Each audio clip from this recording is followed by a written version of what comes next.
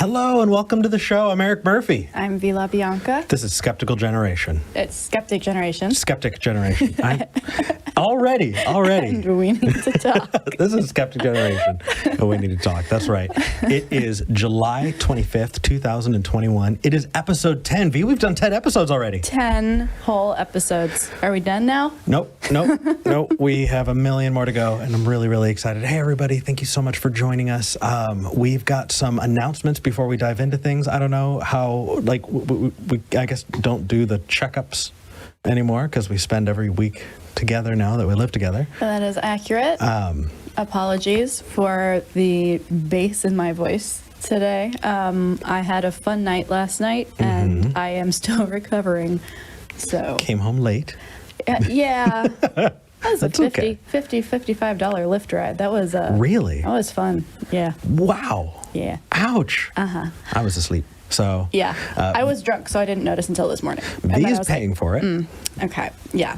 All right. But glad you're here, glad you're awake, and glad that we're doing this today. We have announcements because V and I have been very, very busy this week. So before we dive into calls, or should we give the announcements? No, we should give the announcements We now. said that last week, and then we never got around to it because we got so engrossed in the callers. So I think we should just jump in. Jump into callers or jump into the announcement? Announcements. Okay, sounds good. So here's the deal. It is episode 10. We've been doing this for about 2.5 months, and we sincerely appreciate everyone who's supported us on Patreon. This is a Patreon announcement. We are making changes. We're going to be adding a whole bunch of awesome perks. If you go to patreon.com/skepticgeneration or tiny.cc/ Donate to SG. There we go. Thank you. You can see that there are founder roles. If you have been one of our patrons at the very beginning here, you are a founder. And so today we are going to be capping the founders, and you cannot join after that. We're going to be rolling into the actual patron tiers. The names of the patron tiers are Freshie, Sophomore, Junior, Senior, and Dean's List. So super fun, collegiate vibe going on.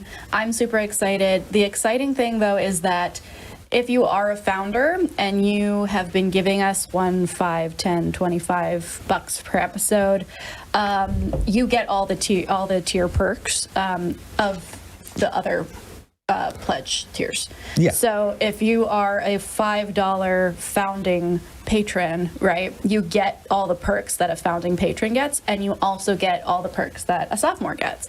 So yeah, no one's getting anything taken away. Nothing is going to disappear from the list of things that you expect of our Patreon. Also, if you join us in Discord, we have been going into Discord at the end of our episodes and just talking to people. If you go through your Patreon, you can actually link to Discord, and you get a special role, and your name is a different color, and it's really cool. So here's the deal. Today, after this episode, we are going to be releasing to our patrons ad-free versions of every one of our live shows to date. And in the future, that's going to be something that we provide. That's one of the perks at the $5 and up tier level. $5 for podcasts, ad-free episodes, and then $10 for podcast plus YouTube recording of the live stream. That's right. And that's the other thing is we're going to be releasing a private RSS feed so that if you support us that way, you can listen to the podcast ad-free, and you can just subscribe, and from there it'll pop up every week for you ad-free. So we really appreciate you. We really appreciate your patience, the support. Without us giving those perks, we wanted to get that to you. So thank you. From the bottom of our hearts, thank you. Thank you so much. Yeah, go check out our Patreon, and if you like what you see, let us know. If you have ideas for other perks that you'd like to see included in the future, we're always open to changing, expanding, growing. Some of those things are, we have a little asterisk. This may change over time, but yeah, we want to make sure that you are getting what you want out of this exchange. Yeah, absolutely. Also, if you don't know how to get to Discord, tiny.cc/sgdiscord. I don't think I have that in a thing, but No. there are ways to support us just so we can get that out of the way. There's that. And I think that's enough shilling. I feel really weird. I want to dive into calls. Yes, if you would like to give us a call, you can do that right now, toll free at 585-526-8774.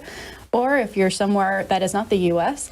and you want to give us a call and don't want to pay for it, you absolutely can do that too at tiny.cc/callsg. If you're watching on YouTube right now and you go up to the banner for Skeptic Generation, our show, there's a little link that says call the show. That also takes you to that call SG link. Yeah, super easy to talk to us. Yeah. Once you get on the line, might not be so easy, but All right, you ready? yeah, let's do it. Okay, let's talk to Andrew in Pennsylvania. Andrew, you're live with Eric and V. Hey, how's it going, guys? Doing well. How about yourself? What do you want to talk about today? Oh, I'm good. I wanted to talk about the division in various atheist communities on what I suppose we can call secular humanism. Mm-hmm. I don't know. I don't know how much experience you guys have with people who are like, are atheists, are non-believers, and but don't quite view everything else that you guys view. Oh, we are quite well versed in Yeah. that particular group. It's kind of it seems like a badge of honor for a lot of people who are part of this community that they'll agree on some things, but we are very, very individualistic. And if there's a disagreement about some minutia, you better believe people are going to war for it. So yeah, absolutely. Especially since moving to Austin. Yeah, been very involved with the atheist community and just various different groups that, yeah. So what kind of question do you have? Well, I've been an atheist for like, I don't know, 10 years. Cool. And I've been mostly kind of more like an online guy. Sure. Just somebody who's like experiencing the community that way. Mm-hmm. And like, I don't know, somewhere like 2014, there seemed to be like this really big between people who were like, hey, we need to care about issues and Sure. and people were like, I don't know why that matters. Like, to a head at one point, kind of like gone down. I just don't know what you guys' experiences there are specifically with that. Yeah, it's really a matter of intersectionality. Yeah. And that has been an issue in not just this community, but every community.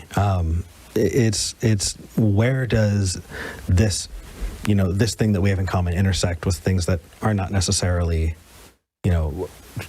part of everybody's experiences. And I agree. I think that there was a time back in the Thunderfoot days. Before we jump any further, there are quite a few people who say they can't hear the caller. Oh.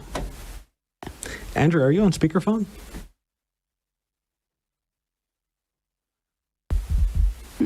Oh. We can hear you just fine. So you're definitely coming in. It's just how it's transmitting out. I got it. Okay.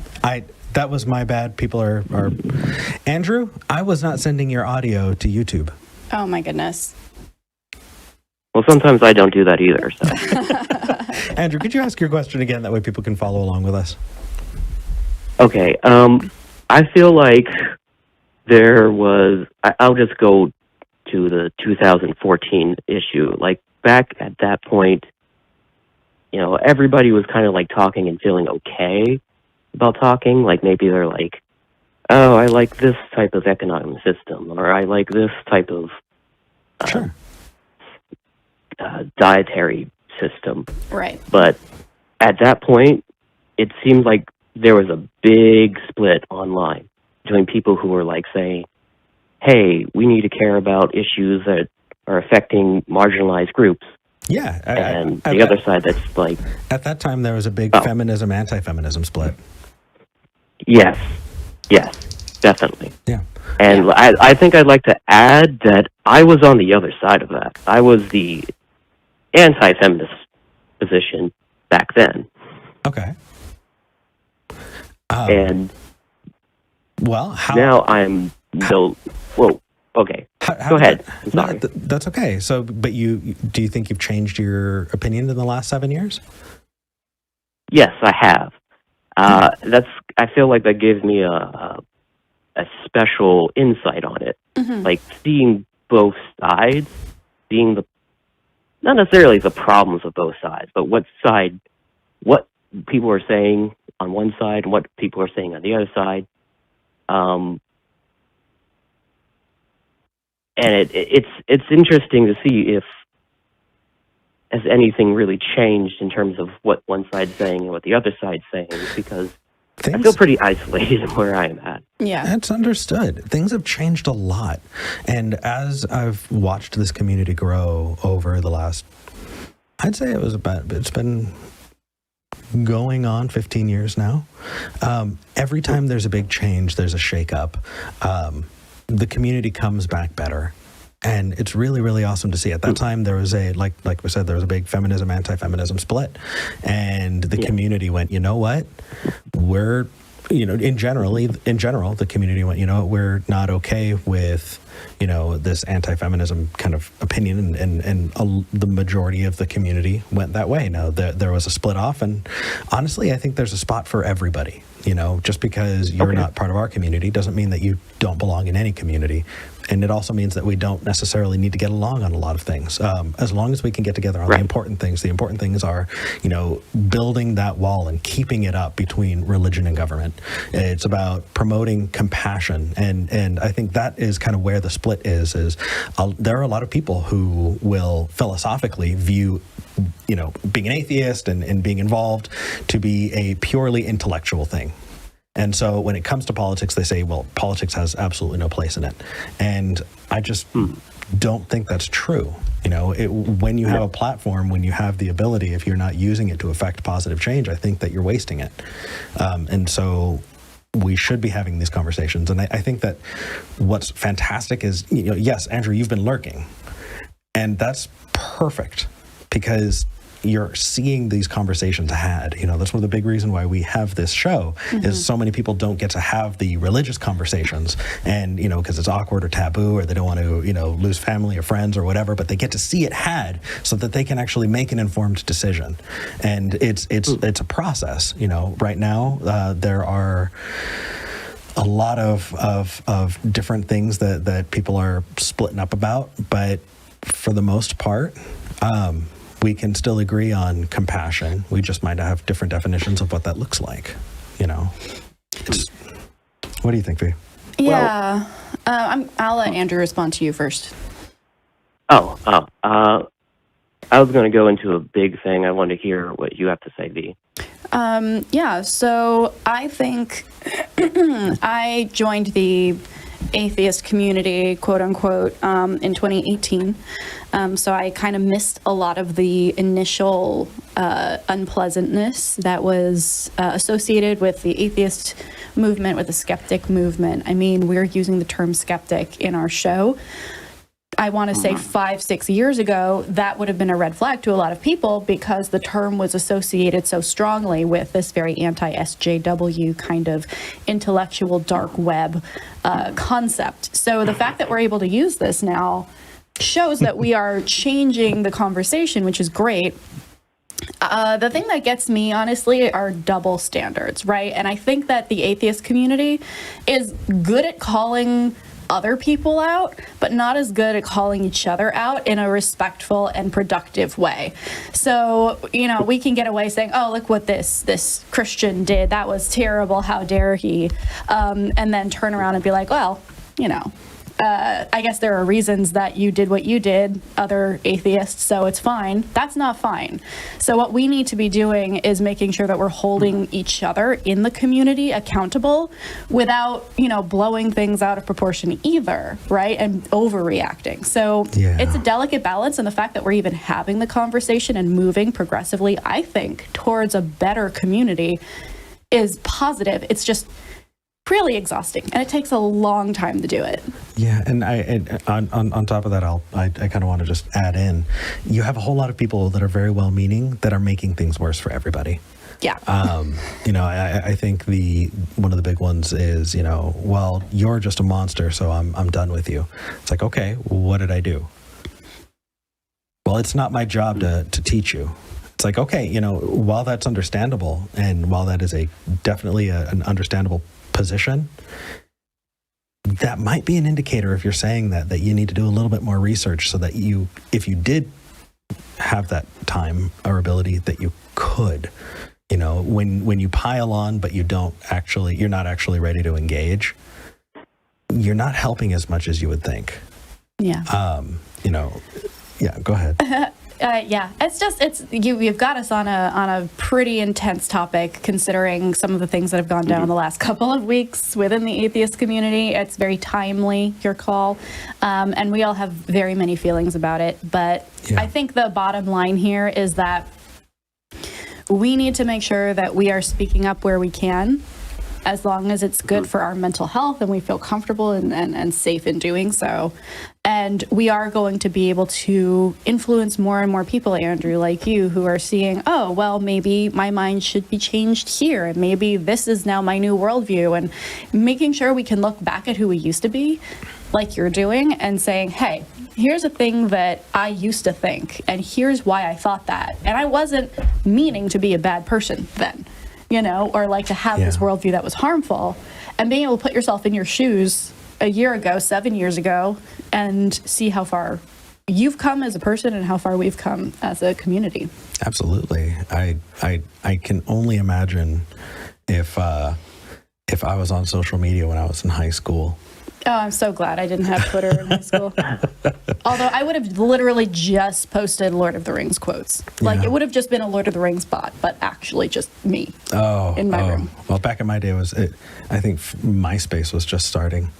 So, okay. Anyway. Same, but all right. Andrew, thank you so much for your call. Any last thoughts?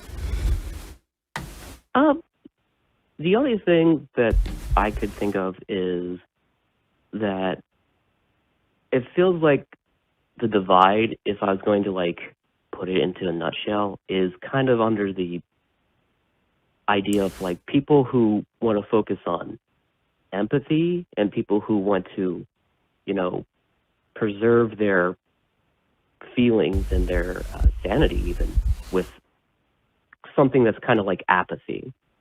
Yeah. Apathy is easier. It's the easy way out. Yes, it is. And there's room for all of us. I mean, the thing is, specifically when it comes to empathy, I've tried my best to wear my heart on my sleeve.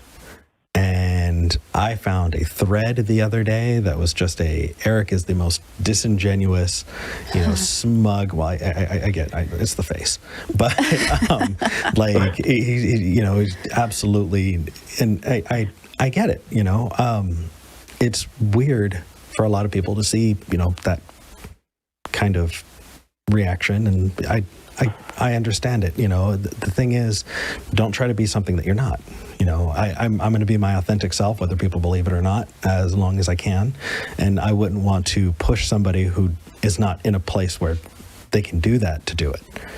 Some people are not there to have that, compassionate or empathetic approach, and that's okay. There's room for them. Just don't pretend to either. Just find what works for you. Yeah, anyway, sorry, that's a deep cut into years of having done this in different ways, and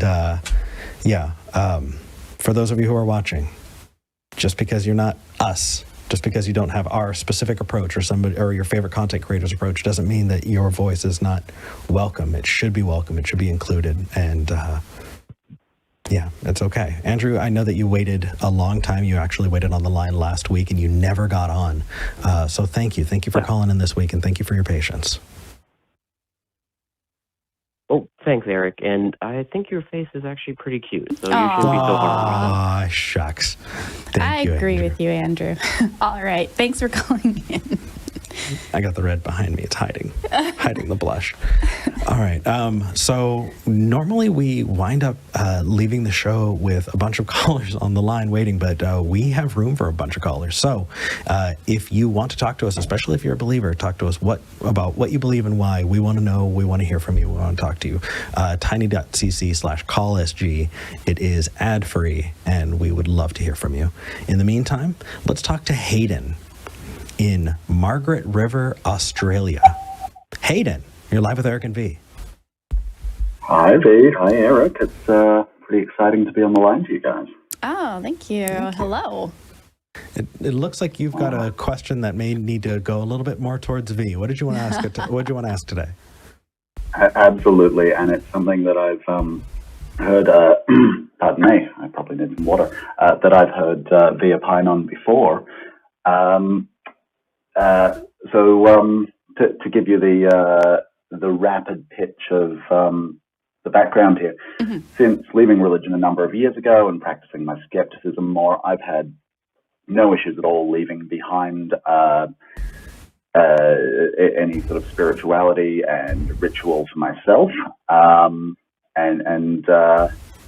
However, my wife, in the friend she's made recently, has really taken an interest in tarot. Now, she doesn't believe that she's going to predict the future here, but I want to be a little bit more empathetic, something I could probably practice more, and I was hoping that maybe you could frame that in a way for me that I can better get my head around how that's useful to people who are atheists or skeptics or generally don't have any belief in the supernatural. Absolutely. That's a really good question, Hayden. And I love that you're kind of engaging with this because your wife is, and you're like, I want to be supportive, but also not just accept things because, you know, a partner is doing it. That's a very healthy way to go about that. Thank you. Here's my pitch for how I use tarot. And I do want to make sure that I caveat this with the, caveat that your wife might be using him differently. In which case you would have to have a conversation with her to see exactly what she thinks about it. But the way that I use it, there is absolutely no supernatural element to it. There is nothing powerful about the cards themselves. There's no magic involved. But what they allow me to do, and for myself and for other people I've found, is look at a situation in a new light. So each of the cards has a picture on it that corresponds with a little bit of like a story. So say you get the Two of Coins as a card.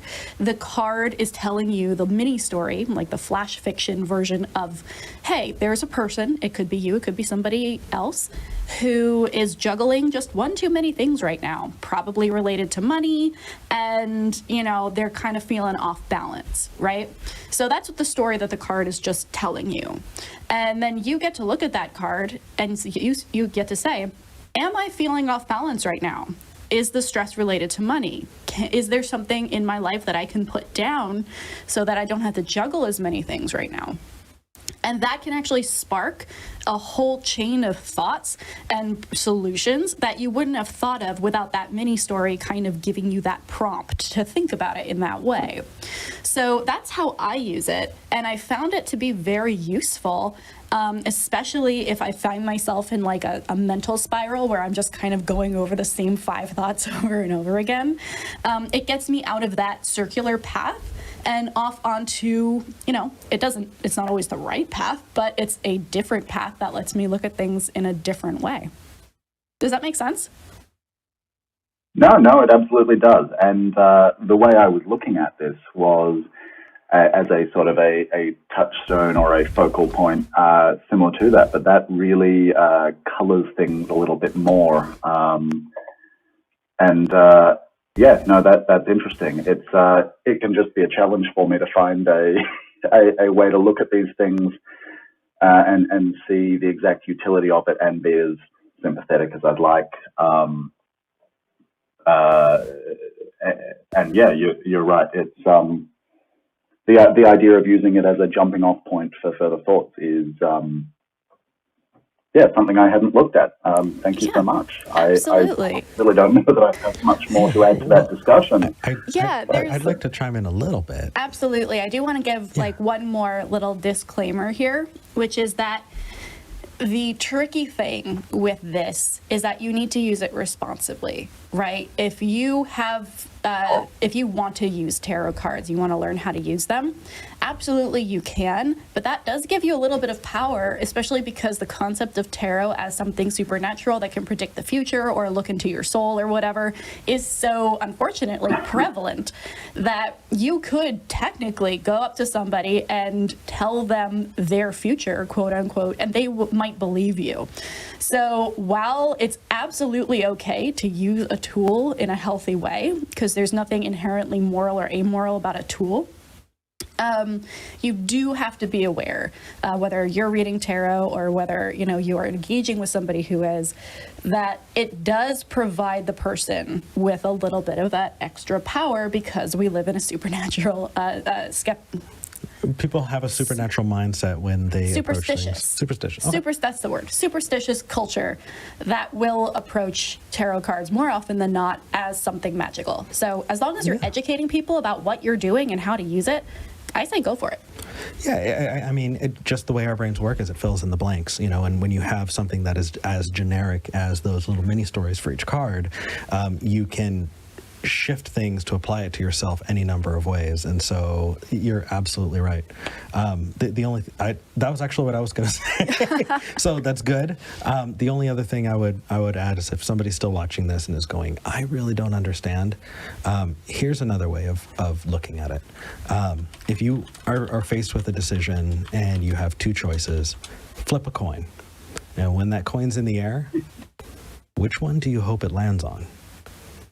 You know, it's interesting how there are times that I didn't know that I wanted to make a specific decision, but I flip a coin, and before revealing it, I realized, no, actually, this helped me. I now know that I want to go with X and not Y. And it's just a prompt to help you kind of figure that out. So that's all. Yeah, absolutely. Right. Well, thank you both so much for your input on that. I'm going to try and take that away and try and approach this better than I probably have. Well, thank you so much for calling in. It's a really interesting conversation. I love it. Yeah. Anyone who has questions about tarot and skepticism, get in touch. Like, that's definitely a conversation I want to keep having. Yeah. In the meantime, Hayden, thank you so much for calling in. All right. You guys have a lovely day. You too. Bye. That actually reminds me of brujeria.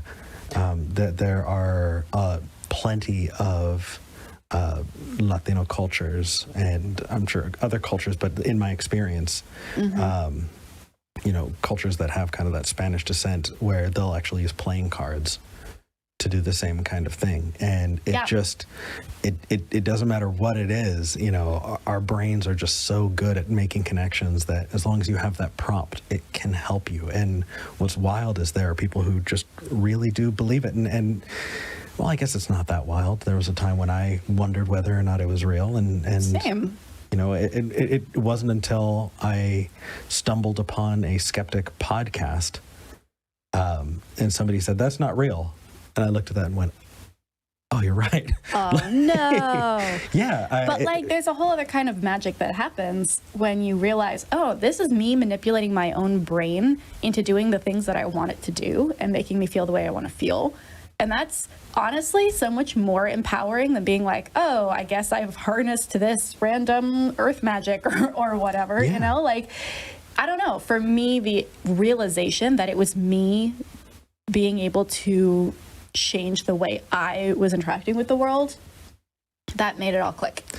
What really worked actually that was a huge difference for me was when you did a tarot card reading for me. Yeah. And I looked at it, and two things happened. Number one, there was a generic story of, somebody being a really bad influence in your life. And I went, oh, I know who it is. And then I stopped and went, oh, that's a really toxic person in my life. I need to not have that person in my life, but it took that prompt. And the other was, well, what about the future? What's the future going to be like? Yeah. And it was super vague and it didn't really fit. And we were like trying to do backflips until I settled into what I hoped my future would be like. And I was able to set goals after that because I had a clear idea of, hey, here's where I want to be in 10 years. Uh-huh. And I've moved forward after that with a better understanding of what my wants are and what my needs are and what direction I'm going to be going in. Yeah, you had a pretty good experience. I did. Yay. I did. All right, you ready to talk to the next person? Yes, I am. All right. I want to talk to Nick in Tennessee. Nick. Greeting. Hello. You're live with Eric and V. What would you like to talk about? I want to talk about numbers. Again? No, different numbers this time. Book of numbers. In the book of numbers. Let me get my Bible. Hold on just a second. I'll give you to V. How have you been doing, Nick? I've been doing quite well. How are y'all? Doing good. Yeah, we're just hanging out, just chilling. What's so we're talking about numbers today. Okay. I know Eric's excited because he's been doing a deep dive into the Old Testament. I have. Mostly it's been in the conquest of Canaan, though. So we're going to have to go from there. What about the book of Numbers? Well, I wanted to address a popular misconception in contemporary Christianity that God is pro-life or in some way anti-abortion. Mm-hmm. Okay. I think it would be useful for the atheist community or skeptic community to have as a resource the knowledge that the Bible includes a process whereby a man could have his wife's child aborted if she had not been faithful to him. Yeah, in the church, in like the tabernacle, no less. Like it was like a holy thing. Yeah. Nick, what kind of gets me, are you a believer? No, not anymore. Not anymore. Okay. So what kind of gets me is it seems like there are so many times that people look at the Bible and they want it to support their already held beliefs. And so while that is brought up and as an example of a, obviously, abortion was allowed. It's in the Bible. Here it is. People will point to other verses and say, well, it's not allowed because of, it says here that God knew you before, you were in the womb and all of that. And so what really is interesting to me is how people will use the same book to justify totally opposite views. Oh, yeah. The cherry picking is strong. Yeah. The cherry picking is strong. It is. But I wouldn't say it's necessarily a misconception, because for those people who think that they are anti-abortion, and they say that the Bible backs them up, I wouldn't say that it's a misconception for us to believe them at what they're saying, because we're addressing them and what they believe. I don't agree with them that their holy book is true. So, obviously I'm not going to try to invalidate them on that technicality, but meeting them and having that information and saying, well, actually, here's a prescription for abortion in the Bible. It helps. But I wouldn't try to invalidate them, because it's all their beliefs anyway, Okay. Yeah, that's fair. Yeah. It can be. Yeah, it can be very helpful in certain circumstances, for sure, to be like, you think that your book very clearly says one thing. You don't need to ditch that belief and never think about it again when I show you this other verse. But showing them that other verse could start that process of, oh, maybe there are multiple interpretations, or maybe we're focusing on some verses more than others, and why is that? Which was honestly the very first step in my deconversion process, was realizing that there wasn't just one message and not everybody was getting the same one. So I think that it's absolutely something that should be brought up in certain circumstances. But a lot of what we see today in evangelical Christianity is not reflected in the Bible at all. Like, none of it is biblical. They've overlaid a bunch of preconceptions onto the Bible. But, I mean, ask a theist, a Christian, where it says that they have a right to bear arms in the Bible, because they absolutely are going to say that it exists. Yeah. They're not going to be able to point to a verse. No, they're going to point to the verse where Jesus says, sell your cloak and buy a sword. And honestly, if it was a pro-sword argument, if that was the debate was over swords, I think I'd be a whole lot more comfortable. But anyway. Right. Yeah. Did you have anything else you wanted to ask about? No, just for anybody who's interested about the section, it's in the book of Numbers in the Bible, chapter 5, verses 11 through 29. It's some pretty fucked up shit, causing people to be scared and be grotesquely deformed and whatnot. So the good news, God's an asshole. Don't worship him. I mean, the good news is the Book of Numbers was written long after it's purported, long after the time that it's purported to be representing, and there is a good number of archaeological evidence, good amount of archaeological evidence that shows that it's only ever happened in the mind of the writer. So we can take solace in that at least, because there's some pretty screwed up stuff that happens in there. Nick, thank you for calling. Oh yeah, thank you for having me. Absolutely. That was a great show. Thank you. You too. Or you too. You too. Will do. Thank you. Have a great show, Nick. That's so embarrassing. I did it last night. To be fair, I was also very drunk. Like, have a safe trip back. And I was like, you too. Like, the 2 steps it takes you to get back into your apartment. Or going to a restaurant and the waiter says, enjoy your meal. You too. Oh, wait, you're not eating. Yeah, it's awkward. I think there's another point to be made here before we jump into taking another call, which is that I think that a lot of people don't like the idea that most of the rules in the Bible, especially the Old Testament, are very much centered around property and ownership, and prioritizing one group, men, over women and children. And this example that Nick gave from Numbers is exactly that. Like, it's not the reason I don't like it very much to use as an abortion argument is because it's not this woman made a decision or this person made a decision and she is taking matters into her own hands to, make her life better. It's, this guy thinks she may have cheated on him at some point and might be pregnant, so he's going to force her to undergo a ritual that will forcibly abort a fetus if it is in her womb. And that's not what anybody is advocating for when they're talking about abortion. You're absolutely right. Anyway. Holy crap. Yeah. So yes, but the reasoning behind it is still wrong. So I always like to kind of include that caveat now that I've kind of wrapped my head around that. Because nobody is advocating for the ordeal of the bitter water in the 21st century. So that's a really good point. Yeah. All right. Are we going to talk to Billy? Yeah, let's talk to Billy. Billy in Virginia. You're live with Eric and V. What did you want to talk about today? Hi, Eric. Hi, V. The reason I called is because I caught a conversation you had with a caller in regards to atheopaganism. Yeah. And I was very interested in that, in the fact that I was a Scottish solitary witch for over 20 years. And,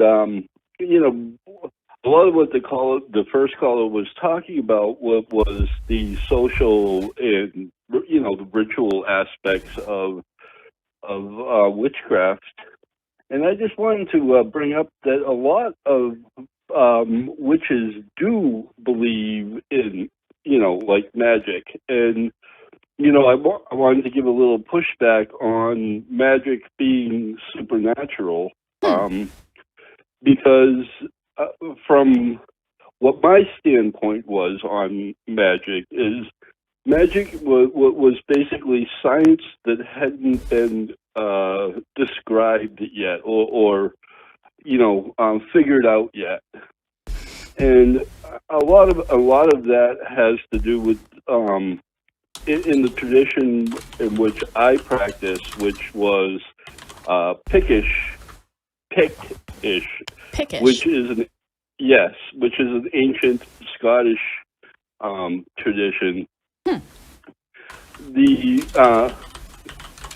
It was more about using nature. It was more about manipulating energies and using the energies that are all around us in our ritual. So can I stop in you our there? rituals? Yeah. Billy? Sure.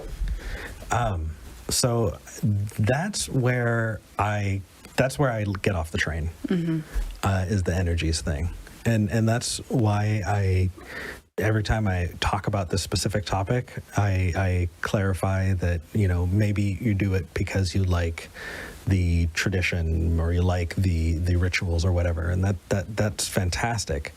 But when words like energy start getting tossed around, that's when I think we're getting into some trouble. I mean, when you say manipulating energies, what do you mean?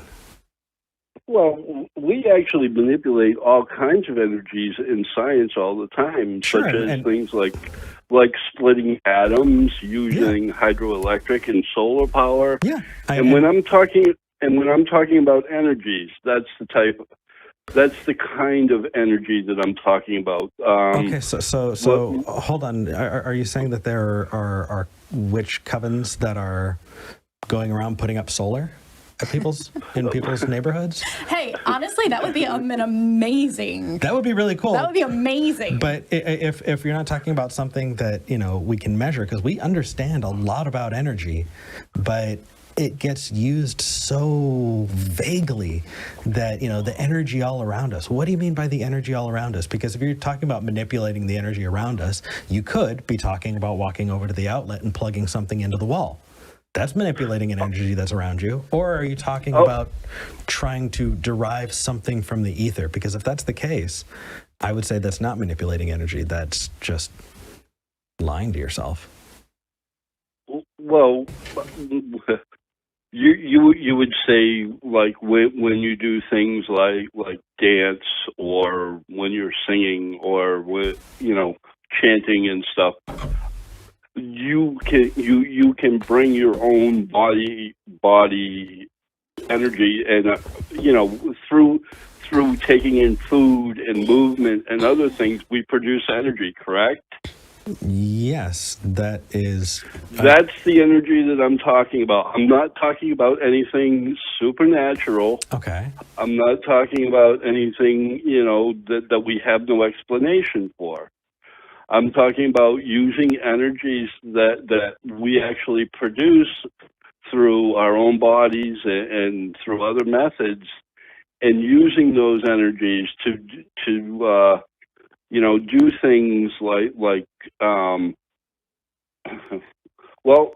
Like hands-on manipulation and stuff like hands-on manipulation, like sculpting, like drawing. Well, no, like trying to help people relieve pain and. See. I mean, there are actually scientific studies that show things like being positive in situations like having cancer or having other illnesses, or recovering from illnesses. Where if you have a positive Billy, here's the thing. I think that we run a really, really dangerous risk when we use that specific language, because it can be used to, you could say the exact same words and justify some really, really bad stuff. So let's be very clear. The energy that you get from digesting food is chemical energy, right? It's something that your body uses to keep moving. Laying hands on somebody, they're not getting the energy that I've gotten from digesting food. That's not a thing. And so when you conflate those two things, you're starting to build a narrative that has no basis in reality, right? Yes, there are absolutely studies that have shown that having a positive outlook on yourself has increased people's ability to fight off some sicknesses. I don't think that I would be able to look at somebody who's dying of cancer and say, well, you didn't have a positive enough outlook, because that's the other side of it. If you say, well, it helps, and then somebody doesn't get the help, do you blame that person? Well, you didn't try hard enough? No. No. Yes. So and that's not at all what I'm saying. Yeah. So when you're talking about that, let's instead move away from the word energy and try and use some more specific language. So how about adjusting your diet so that you can increase your body's chances of being able to fight off infection, or making sure that you're getting enough sleep so that your circadian rhythm is such that your immune system is better, right? Doing your best to not shut yourself away where you aren't getting any exercise or sunlight, and that there's a huge link between general health and exercise, right? You can do that, but when you're saying you're using your energies and putting them towards healing, it gives fuel to these supernatural claims, and we really don't want to do that. Do you think you could maybe adjust that language in the future so that you're not potentially propping up those supernatural claims? Because there are a lot of snake oil salesmen. There are a lot of shady people who would take advantage of that. And I agree, and in the sense that there are a lot of people who misuse those terms. But as far as changing it, I mean, like when I'm talking about like using like the energy that you would get from doing a ritualistic thing like dance or music or whatever, and then your body, and then you are more worked up physically, and then you can use that heat that is being produced by your body to help things like people who are having pain and so forth. I mean, that's the type of energy I'm talking about. I'm not talking about some supernatural thing that comes from magically out of nowhere. I'm talking about using what's available to us through our own living to help and use and manipulate your brain chemistry. See, here's the deal, Billy. I think we're mixing up terms here a little bit. I think it's happening on both ends of the screen here. So there's atheism and there's skepticism. And atheism often it also doesn't just talk about God, it talks about all supernatural phenomena, sometimes, not always. So if somebody says they're an atheist and also a witch, right, that could mean that they don't believe in gods, don't believe in demons, don't believe in supernatural stuff at all, and are still a witch. And if that's you, then that's cool. But that doesn't touch skepticism. Skepticism doesn't just have to do with the supernatural. It also has to do with how we understand the natural world and how we interact with it. So when we're pushing back on you, it's not because we think that you have supernatural beliefs. I believe you that you don't. What we're pushing back on is we're being skeptical about the idea that you could dance up enough energy to heal somebody or ease pain by laying on of hands, right? We haven't seen that happen in any kind of controlled environment or in any kind of really repeatable, testable way. So we are skeptical that that is a thing. So are there studies that you can show us or examples you can give of sources where we could go look into this some more? To be honest with you, I don't. I didn't come prepared with actual physical studies. Well, the names of specific cited papers, but much of like when I'm talking about like hands-on stuff and stuff like that, basically, it's like using like if you have muscle pain or something and you put heat on it, and basically that's the same type of is one individual using that type of body heat, that type of and I'm sorry if you disagree with the terminology, but I don't have any other word for it. That type of energy to alleviate discomfort that somebody else has had. Yeah, so put a hot pack on it. That's totally understandable. The thing is, well, what's the difference between a hot pack and somebody's hot, hands or? Sure, absolutely. So that's the type of. I totally get it, and I can clarify here.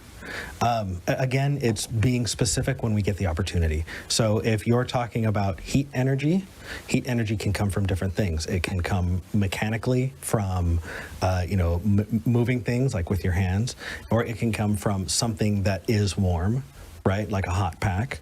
But the way that energy, that heat is produced and created, those effects are important to point out. And again, the reason is because when it becomes too broad, when you're mixing those things together, you're talking to two people who at one time believed that putting hands on someone had a very specific meaning.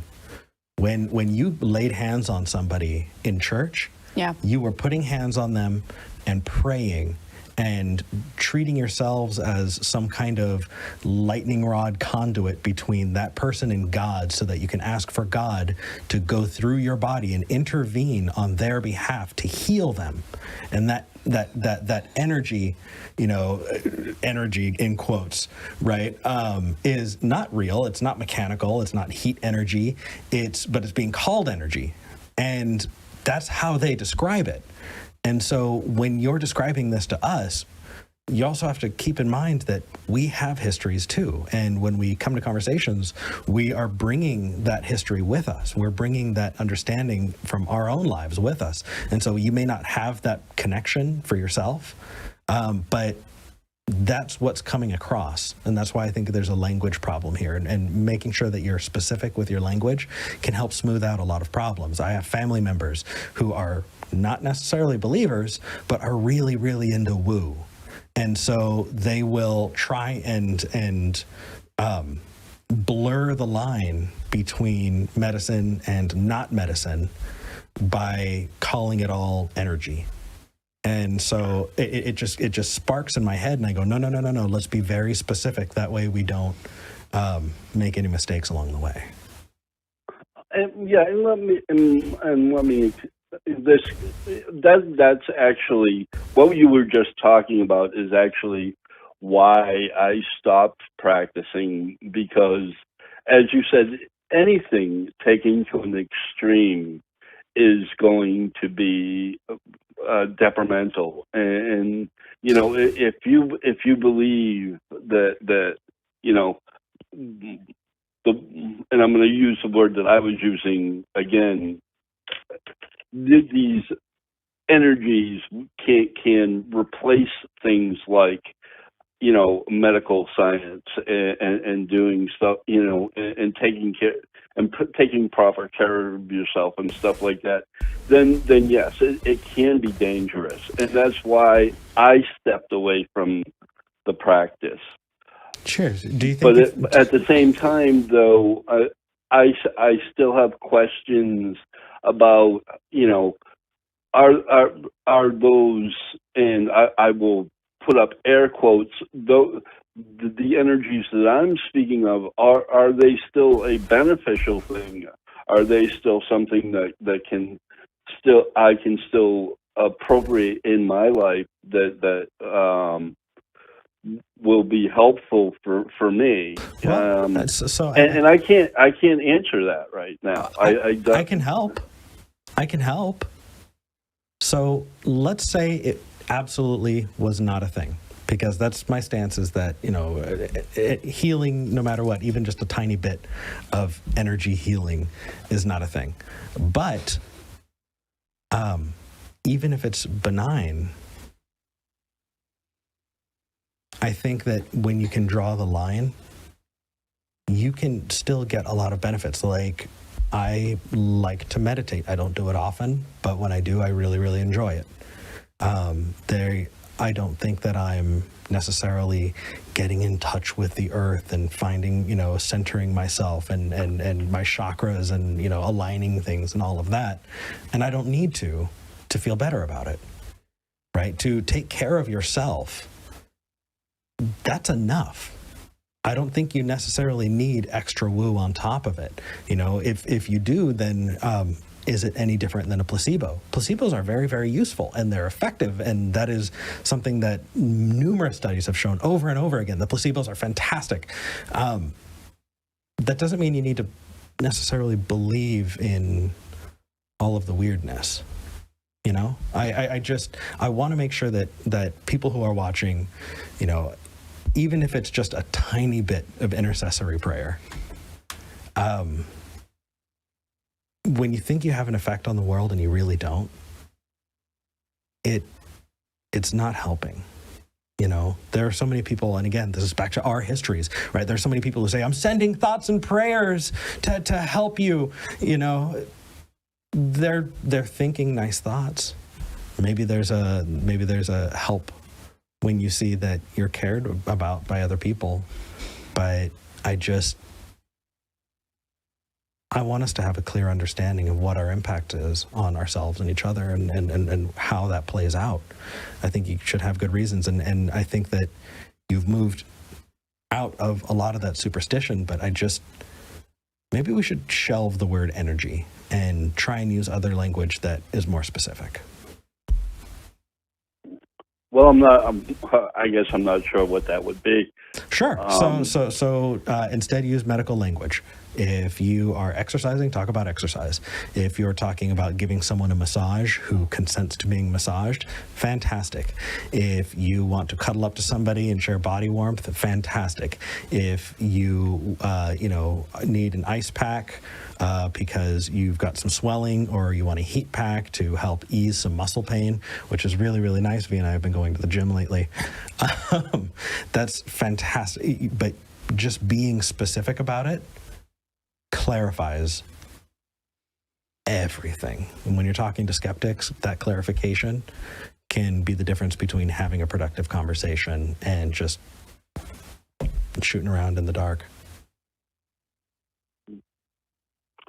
Yeah, and I mean the purpose, the whole purpose of my call was just to say that there are people who do believe in the way that I was speaking, yeah. and I don't necessarily see their beliefs as being negative or harmful unless they start to interfere with things like seeking medical attention. But that is where it starts. That is where it starts. It doesn't always start hardcore. It starts in benign places. But when you start to attribute even small supernatural causation to things, that's the basis that people use to build up to larger, arguments against medicine. So we're stamping it out from the beginning. But we do need to move on to the next call. But Billy, thank you for calling in. Thank you. Yeah, that's the thing, is there are so many people who say, well, it's not harming anybody. My personal belief isn't harming people. But that's where it starts. Yeah, that is where it starts. And I think we need to redefine harm, honestly, because I think we've allowed a very aggressive and violent group of people to define what harm is. Well, I'm not going out on a literal crusade. I'm not shooting up a mall. I'm not blowing up a Planned Parenthood. So clearly my beliefs are not harmful. They might not be violent, that there's a difference. Harmful can also be encouraging bad behavior through omission of facts, or through just not talking about things, or through sloppy language, right? Yeah. So Absolutely. there is a difference between harm and violence, and I feel like this is my thing today, being like, well, we're talking about this thing, but we actually mean this other tangential thing. Yeah. Yeah, so we're not, when we say a belief is harmful, we are by no means calling you a violent person or No. saying that your belief is violent in any way. That is not what we're saying. What we are saying is that there may be elements of that belief that, if gone unchecked and not talked about and actually brought to light, could result in someone taking that in a really bad direction. Yeah. So a perfect example of that is essential oils. Yes. Somebody says, oh, well, if you rub on this essential oil, it will help with something very benign, something very simple. It's calming, and it'll actually calm you. I And do they have put a on this- couple of bottles of lavender. Because it oil, 'cause makes you, the smell it's calms you. awesome. Yeah. Yeah. But then people move on. Oh, well, this actually takes care of joint pain. Mm-hmm. And that's easily explained by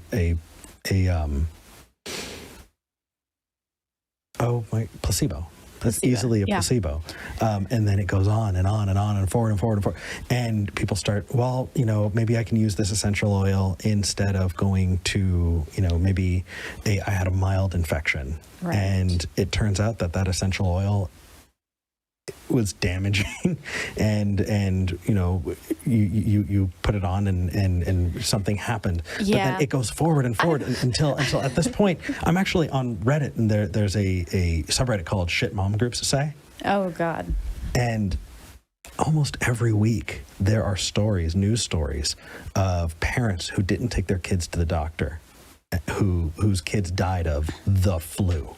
Yeah. Who died of, there was one tragic story I read about I think a 4-year-old girl who had to beg her parents to take her to the doctor because they wouldn't take her, and she barely survived. Yeah. And it starts small, and that's the time to make sure that you're providing good education on all of this, because Right.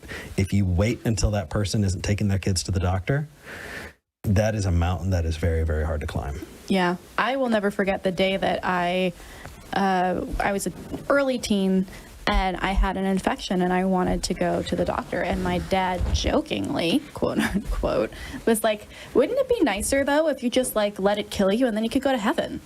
What the fuck? Yeah, that was a terrifying moment, because I realized in that moment, oh, you're mostly joking, but like there's definitely a level of seriousness there, and you control the transportation and the funding and the credit card. So if you ever decided not to joke about this and this was legit, like I'd be in a lot of trouble. Yeah. So, yeah. Also, just like, yeah, I've seen people suggest putting like peppermint oil on your private bits. Oh, And that would burn so bad. Yeah, that's not helping. That's not a helpful burn. It's not. Also, cutting onions and putting them in your socks or potatoes.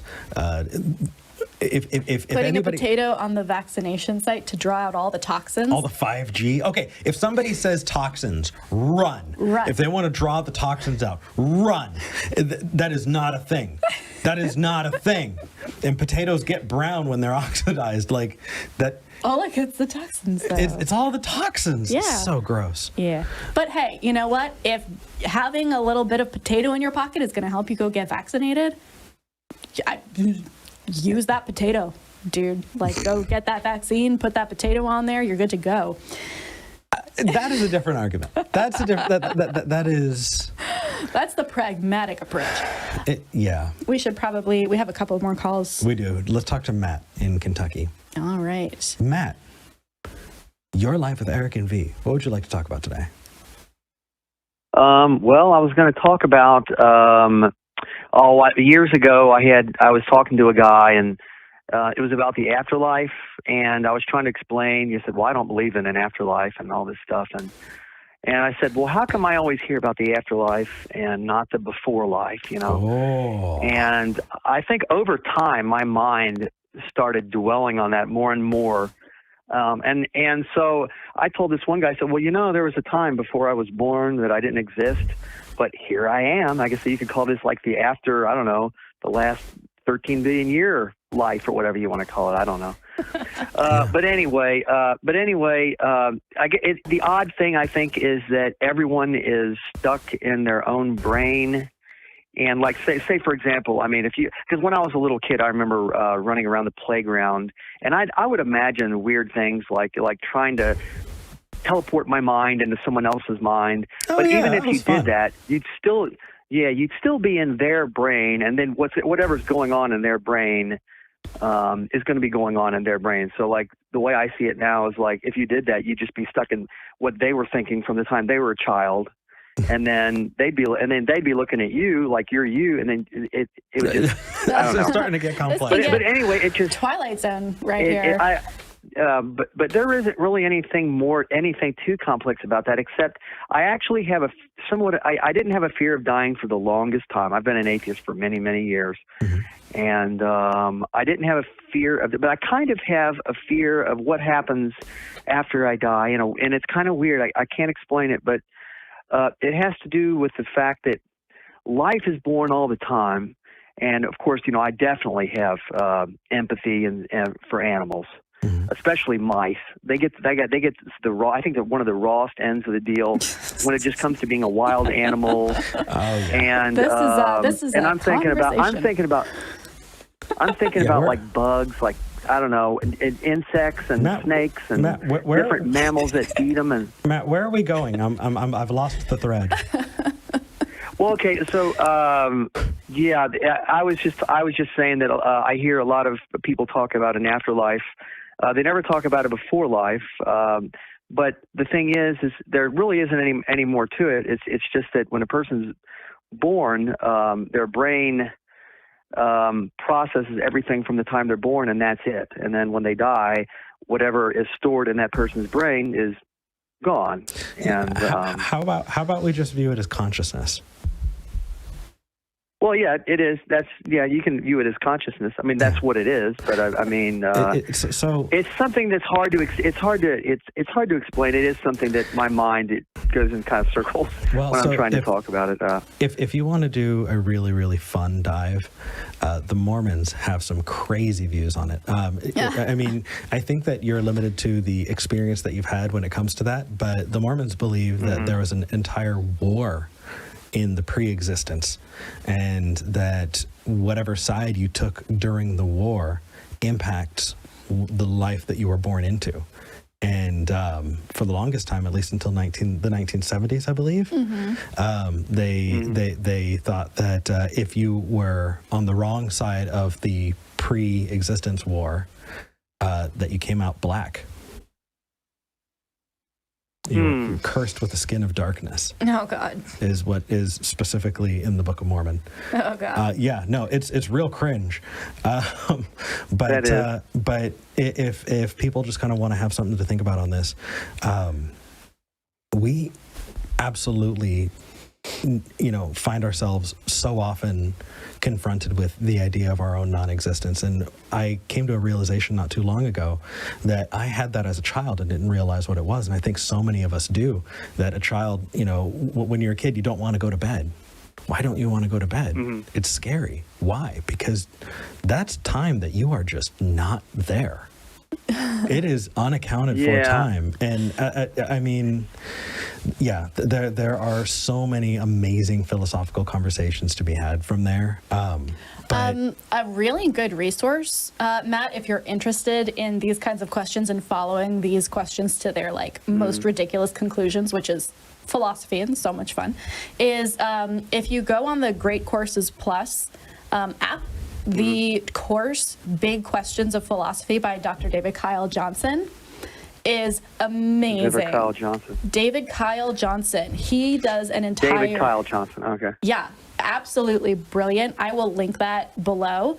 I've actually had the pleasure of talking with him about Star Trek before, which was like a dream come true. You did. You talked about it for weeks. Yeah. I did. But he's an amazing professor, philosopher, and he dives exactly into what you're talking about in a really cool way. So definitely a resource I'd check out. I don't know if you all got what I was the point. I guess the point I was really trying to try to get across was the idea of coming into, and it really isn't about as much of the consciousness of a person's mind as much as just coming into you, then when you're dead, it's like you. Can I read you? Just imagine like sorry, go ahead. Can I read you what the call screener wrote? The question here on the call notes is: do the hosts believe that existence or the lack thereof is the same before birth and after death? Is that the question? Oh well, okay. That was the only way. That was the only way that I could frame it. Yeah. That's fine. Okay. I think that when you are, consciousness is part of having a functioning brain. And when you don't have a functioning brain, you don't have that. You don't have anything. I think that you are that emergent process of that functioning brain. When that goes away, so do all of the rest. Well, so does all the rest. Yeah. What about you, B? Yeah. It's like I totally water... agree. I totally agree with that. Yeah. Yeah. Yeah. It's like here's a dry piece of wood, and then we're going to wet that piece of wood, and while it is wet, it has the property of wetness, and then when it dries, it's not wet anymore. The wetness didn't go somewhere else, and it didn't exist beforehand. It's a property of a phenomenon that exists for as long as it exists, and then it doesn't exist anymore. No, I totally understand, what consciousness is, and I understand that it's dependent on, a person's brain from the time you're born to the time you die. What I'm kind of thinking outside the box, and just for the fact that, animals are constantly being born with, mammals, especially higher order mammals, humans. Matt, but it gets complicated. Yeah, maybe a little too complex. I don't have to keep going on about it. It's fine. That's okay. I think that the idea of non-humans being conscious is not a argument we're going to fight you on. We don't have to. We don't have to talk about non-humans. So either way, Matt, thank you for calling in. All right, you're welcome. Hey, bye-bye. Matt, you're in Kentucky. Yeah, Do we see you at the Ark Encounter? I live very close to the Ark Encounter, and I live close to the. Why didn't we? What is that thing in Petersburg? The Creation zoo Museum. is. Yeah. The Creation Exhibit. Yeah, I was waiting on that thing when they built it. Yeah. So did you come and see us? No, I didn't even know about you all. Oh, dang. Well, so right. you need to reach out to Tri-State Freethinkers. They're very active in your area, especially if you live there, and they're an absolute blast. Absolutely the kind of people who would have this conversation all day over a beer. So yeah, tell Chrissy we said hi. Yeah, well, I think I called with something that would take a lot more than just talking over the phone. Because it's not something I could just, because what I told her, I was like, I couldn't say in 15 seconds. I'm sorry. That's okay. Hopefully they can help, because those are fun conversations to have. But I think that, unfortunately, with the format that we have, you kind of got to do a lot of prep work to make sure that you've got the language to express it. I should have had the prep work, yeah. But that's okay. Matt, thank you for calling in. Absolutely. Okay, you're welcome. All right, you all have a good one. You too. We have a believer on the line. We do. So for people who are wondering, well, geez, how are they picking their callers? Well, the calls are coming in slow today, and we're taking everybody who's calling in. So if you want to talk about what you believe and why, now's the time. In the next 10 minutes. You've got 10 minutes to call us. You're right. Alda in South Carolina. You're live with Eric and V. Alda. No, you're not yet. I need to do the button. Oh, okay. There Alda, can you hear us? Hello. Hey. Yes, I can hear you guys.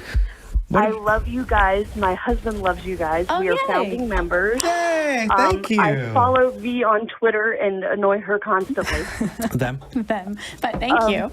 I know who you are. I recognize you. I wanted to ask, because you guys live in the joyous state of Texas, which has fabulous food and fabulous people, but shitty Congress critters and other local things. Congress critters. That's nice. That is what I'm using from now on. I like it. And are going against the horrid trying to stop everyone from voting. I wanted to know if you guys were doing anything to assist in getting people registered to vote and playing with the new voting rules, and how we as a community, your community, can help you achieve more voters, whether they're Republicans, Democrats, Independents, Liberals. Yeah. Or that is because I personally am a liberal Democrat, and I don't care if I want my Republican people to be able to vote and have their voices heard. Yeah. Oh, I'm pretty sure they're helping make sure that they get the opportunity. I'm sorry, but we live in Austin, Texas, and the entire city is split up into so many wedges so that it can still be Republican that it's a joke. When it comes to activism on our end, V and I are planning to and want to get real activist work done, and we really want to make that happen. We're just starting out here with Skeptic Generation. We've got a lot of work to do before we can get there, and the fact that y'all want to help is amazing. It definitely lights a fire under our butts and makes sure that we have that as a goal. But right now, we don't even have our set done. And while that bites, I think the best thing that we can do is use our voices to point people to where they can help. And I know that organizations like FFRF have been helping a lot at reaching out to them and saying, hey, how can we help in Texas? They've got a lot of pull, especially when it comes to directly pushing back against laws that are being passed to make it harder to vote. Yeah, FFRF, American Atheists. The weird thing about what's happening in Texas right now is they are they're just going for it, and they are outlawing every which way they possibly can, as many things as they possibly can. That includes required curriculum that talks about Black history or feminist history. That includes next month an abortion ban going into law that is the strictest that has been passed yet. That includes a lot of transgender bills that are restricting access for monetary funding and medical assistance and bathroom access. Ridiculous. So there are a lot of things happening right now, and I love that you brought up the voting rights, because that honestly is the crux of it.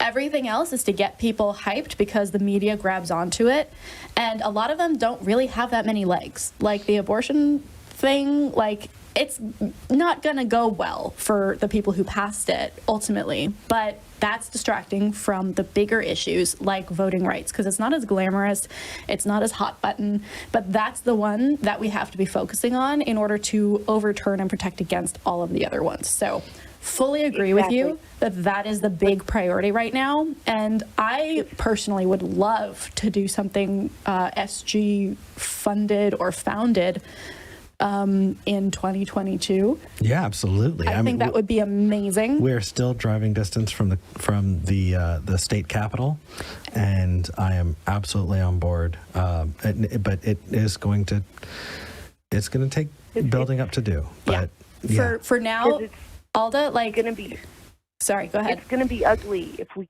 can't vote. Yeah.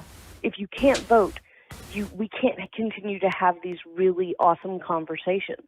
Exactly. Because they'll be outlawed. Exactly. We can't represent the entire populace because, I come from old dead white guys. And, I don't want them to speak for me. Yeah. They can't, No. They may somewhat look like me, but they have none of my interests in mind. They don't have any of your interests in mind. Exactly. It's a business for them. They have a career, and this is how they make their money. So, of course, they're going to be prioritizing that. Alda, I think we probably need to move on. Yeah, we've got a few more callers. I love the fact that you called in and asked how you can help. Honestly, for right now, just having these conversations with us, being an awesome founding supporter on Patreon, those are going to get us to a place where in 2022, when people start actually talking about voting and getting out there, we can put something on. Hopefully, I would love to be able to do that, and we'll reach out at that point and be like, hey, get the word out. Let's do this. Fantastic. Just let us know, and I will be there with bells on. I love Alda, it. Thank you. All right. Have a wonderful day. You too. So for Lynn in the call queue, if you want to join us in the Discord, we'd be happy to talk to you on the Discord, tiny.cc/SG Discord, because we're not going to have the chance to talk to you on air, but we are going to be taking Johnathan in Alabama. Johnathan, you're live with Eric and V. Hi, Eric. Hi, B. Hi, Hello. Johnathan. Doing well. I'm going to say that like I haven't been listening to you for the past hour. Yeah, right. How's it going? Oh, you tell us. Yeah. It's like you guys are asking each other, How was your week? was. Yeah, right. Yeah. Got to maintain the facade. What did you want to talk about today? Well, I want to talk about how we can find resources in a limited community that historically haven't been accessible to us as atheists, skeptics, agnostics, whatever we're using to call ourselves right now. And I had something that actually triggered this. Somebody let me know that they were struggling with trigger warnings, suicidal ideation through Twitter, fellow atheist. And I was looking for resources for them, trying to find them help. And they messaged me yesterday letting me know that they had decided to go through with suicide. So it's been... I did everything I could, but with limited resources being what they are, I still failed to find them help. So And let's be super clear, Johnathan.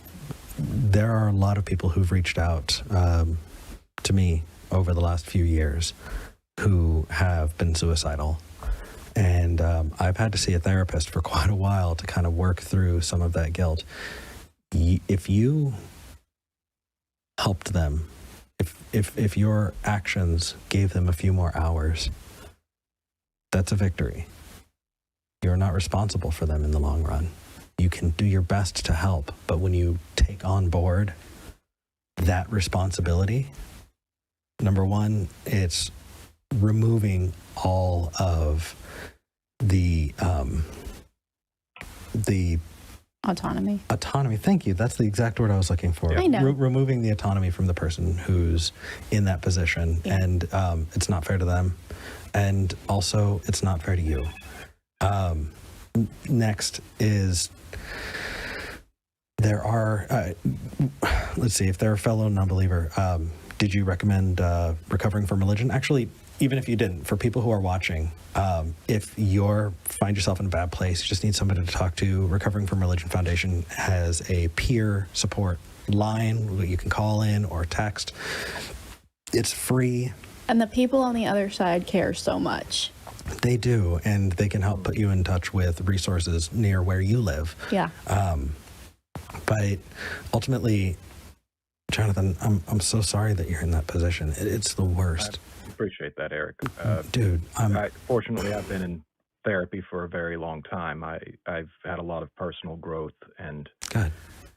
I can give myself space to be sad about this without being consumed by it. Good. And you don't have the responsibility of it like that. You just don't. And if you did, if your actions gave them some happiness, bought them a few more hours that they wouldn't have had otherwise, take that as a win.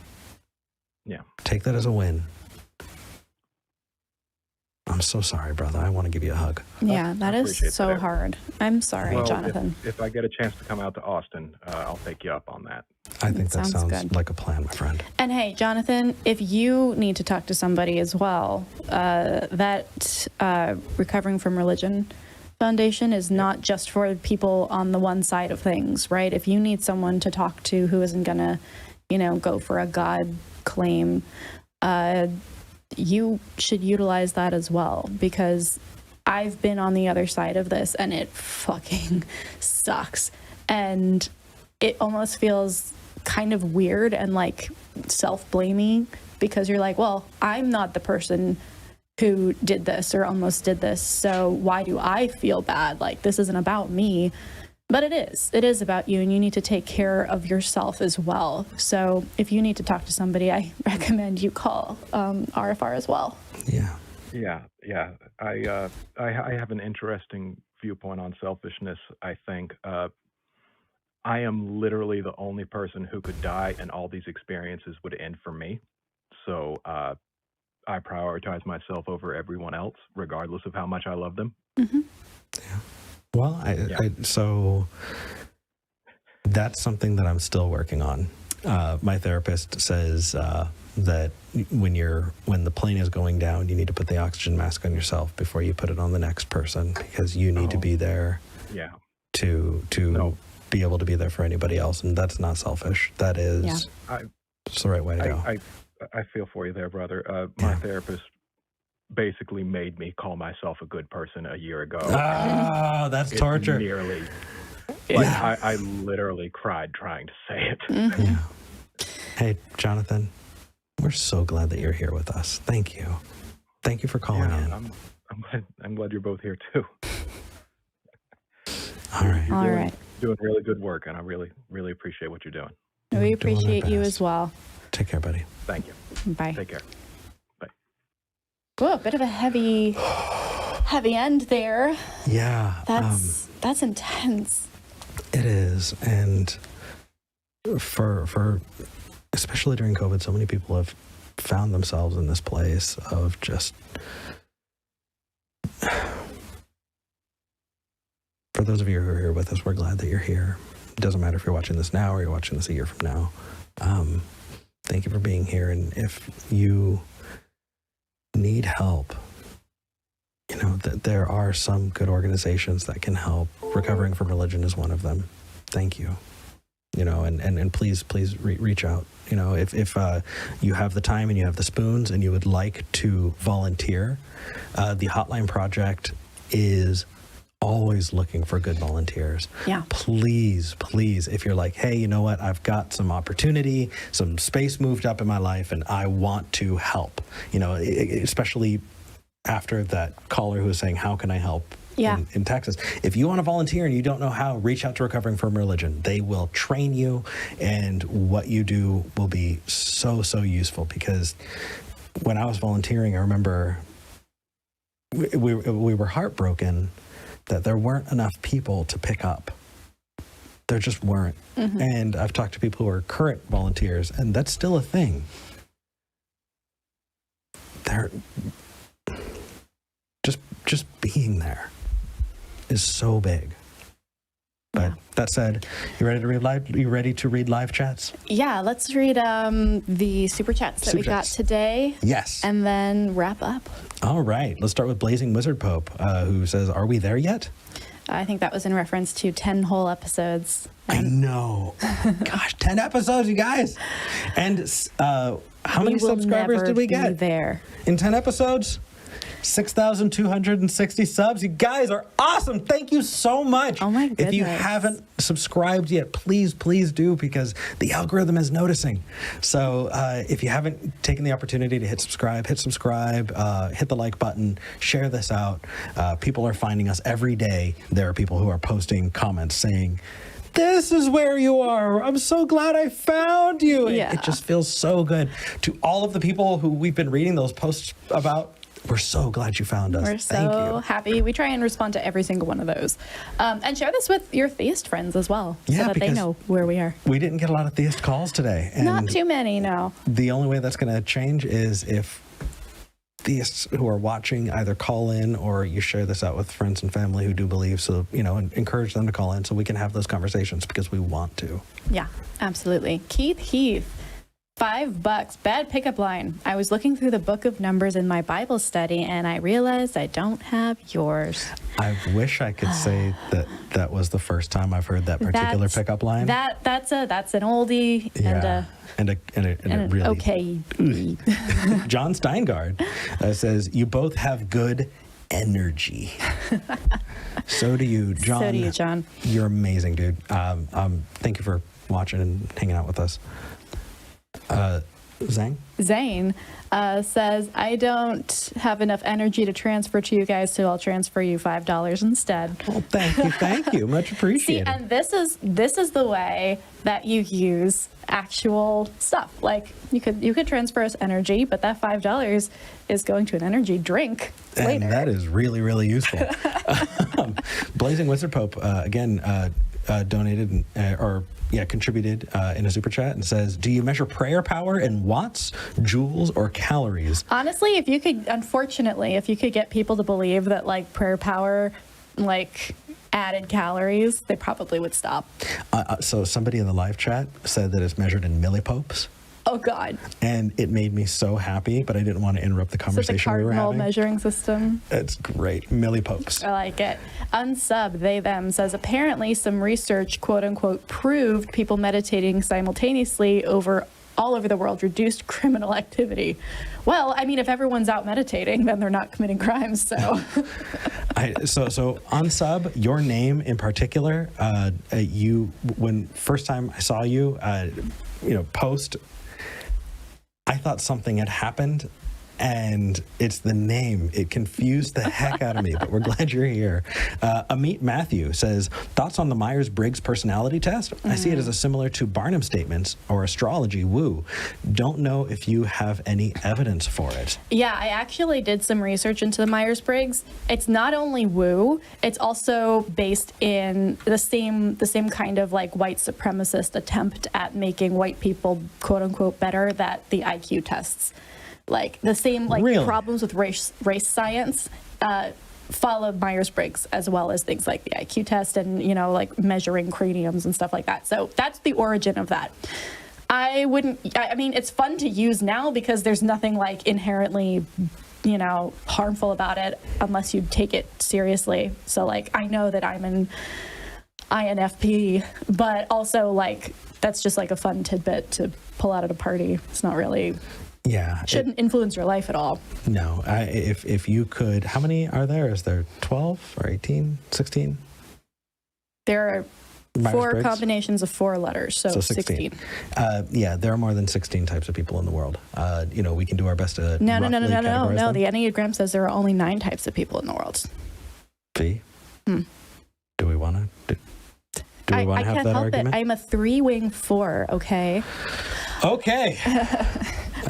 And a Leo Virgo cusp. So, like, I don't know what you expect from me, but all right. No, aren't you the new one? Johnathan. I think you're the new one. V's birthday is coming up, by the way, everybody. August 23rd. We got to make sure that we surprise V and wish them a happy birthday. Very surprising. Isn't that the new? Aren't you the new one, though? No, everyone shifted because of the new one, but I'm not the new one. Jonathan Fuller says $20. Johnathan, the 2 people who disliked this are the worst. There have been consistently 2 dislikes on everything that we post consistently, like before we start anything. So my suspicion is that there are a couple people who, like, that's just the thing that they do. Set their alarm and they just go and dislike. Boom, boom. Honestly, I that's kind of a measure of success for me. Honestly, YouTube counts all engagement the same. So, like, dislike us a lot, and then we'll get a bump in the algorithm. Okay, well, don't dislike us a lot. That would make us feel bad, but then AdSense would make us feel better. I tie way too much of my personal self-worth to that. To talk about your therapist. And Mysterious Monolith contributed but didn't say anything because they are mysterious. Ooh. All right. It's about that time. Thank you so much for joining us. We, after this, are going to be going directly into, we're going to be capping all of we're going to go to Discord first for a little bit. That's right. We're going to go to Discord and hang out with people. After that, we're going to be going to Patreon and capping all of the founding tiers. So if that's the thing you haven't done, you've got about 20 minutes before it's capped, and there's no going back on that one. And then we're going to be uploading the clips and all of that. Fixing the description in this video, which we realize is a copy of last week's episode. Sorry about that. Sorry. Yep. But until next time. Use that potato, dude. Use the what?